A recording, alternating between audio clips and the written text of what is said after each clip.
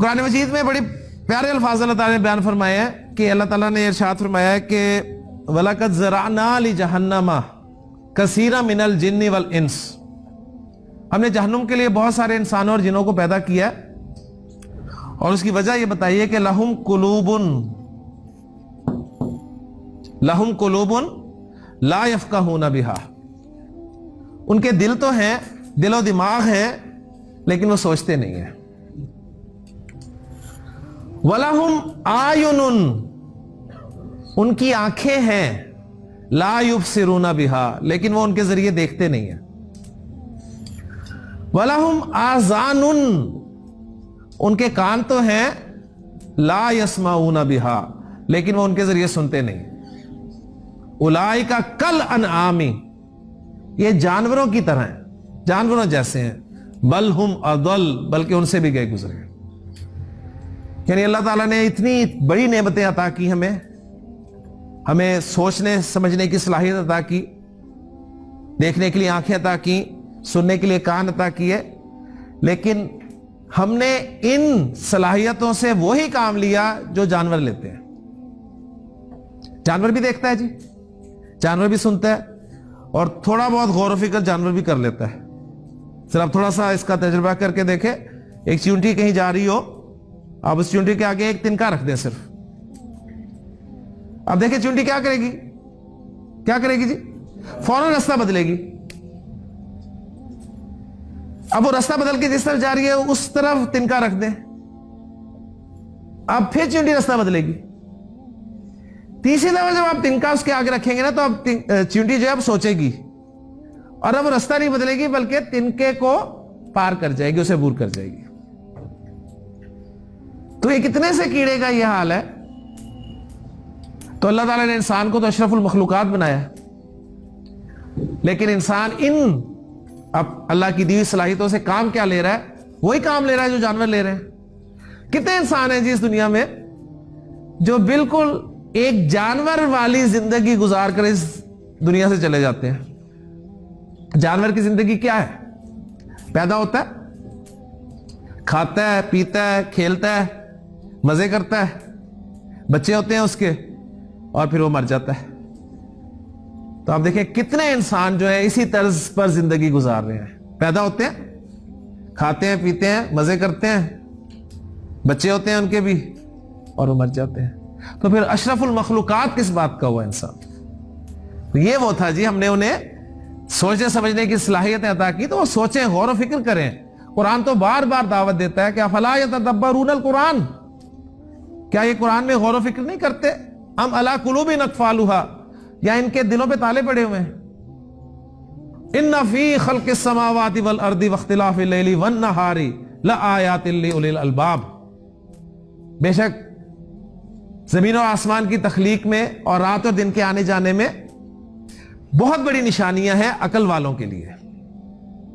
یہ عقل والے کون ہیں؟ الذین یذکرون اللہ، یہ وہ لوگ ہیں جو اللہ کو یاد رکھتے ہیں، کرتے نہیں ہیں، رکھتے ہیں، کیونکہ یاد کرنے اور یاد رکھنے میں بڑا فرق ہے۔ یاد کرنا یہ ہوتا ہے کہ آپ تسبیح کر لیں، یہ یاد ہی ہے نا، اللہ کا ذکر ہی ہے نا، سبحان اللہ سبحان اللہ سبحان اللہ۔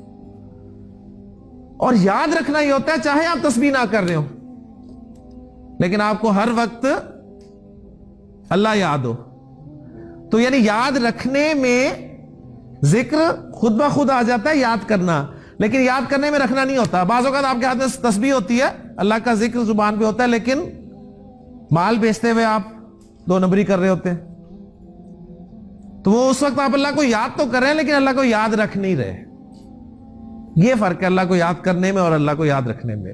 تو الذین یذکرون اللہ، یہ وہ لوگ ہیں جو اللہ کو یاد رکھتے ہیں، قیامن، کھڑے ہوئے، وقعودن، اور بیٹھے ہوئے، وعلی جنوبہم، اور اپنے پہلوؤں کے بل، وَيَتَفَكَّرُونَ فِي خَلْقِ السَّمَاوَاتِ وَالْأَرْضِ، اور وہ آسمان و زمین کی تخلیق میں غور و فکر کرتے ہیں۔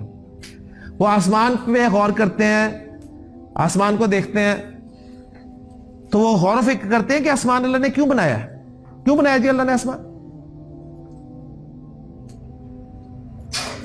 کبھی نہیں غور کیا آسمان کیوں بنایا اللہ نے؟ छत का तस्वुर, इंसान के सर पे छत हो तो बड़ा वो महफूज समझता है अपने आप को, छत नहीं है तो बड़ा अपने आप को गैर महफूज समझता है। तो वो एक छत आपके ऊपर रख दी, और फिर आसमान पे सूरज है आपका। सूरज किसके लिए बनाया अल्लाह ने? आपके लिए, आपको एनर्जी हासिल होती है, ठीक है। और अभी पता चल रहा है सूरज आ रहा है। चांद किसके लिए बनाया? हमारे लिए। चांद का क्या फायदा है? रोशनी, ठीक है। यानी चांद का असल फायदा जो है ना, वो है उससे फलों में मिठास पैदा होती है। हमने चांद को सिर्फ शायरी की हद तक रख लिया, ठीक है, अच्छे शेरों में डाल दिया चांद, बस। इससे ज्यादा मेरा ख्याल हमें कोई फायदा नजर नहीं आया। सितारे, क्या फायदा है सितारों का? गिनने के लिए, गानों में गाने के लिए कि सितारे गिन गिन के रात गुजार दी? नहीं, रूट, रास्ता देखने के लिए। तो असल में देखिए हमने काम क्या लिए इनसे? जो लेना चाहिए था वो नहीं लिया।